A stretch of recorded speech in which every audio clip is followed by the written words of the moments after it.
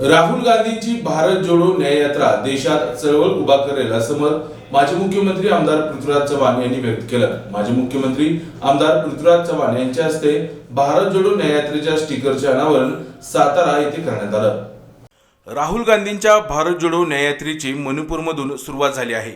ही न्याययात्रा देशात अन्यायाविरोधात एक लोकचळवळ उभा करेल असं मत माजी मुख्यमंत्री आमदार पृथ्वीराज चव्हाण यांनी व्यक्त केलं। भारत जोडो न्याययात्रेच्या स्टिकरचे अनावरण सातारा येथे पृथ्वीराज चव्हाण यांच्या हस्ते करण्यात आलं। यावेळी ते बोलत होते।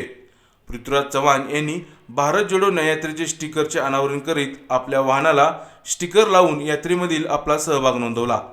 राहुल गांधींची ही भारत जोडो न्याययात्रा मणिपूर ते मुंबई अशी असणार आहे। तसेच ही यात्रा 15 राज्यातून 100 जिल्ह्यातून जवळपास 6500 किलोमीटरचे अंतर पार करणार आहे। राहुल गांधींच्या भारत जोडो यात्रेच्या यशस्वीतेनंतर आता राहुल गांधी अन्यायाच्या विरोधात जनआंदोलन उभा करत आहेत। त्यासाठीच त्यांची ही न्याययात्रा असेल असं मत पृथ्वीराज चव्हाण यांनी व्यक्त केलं।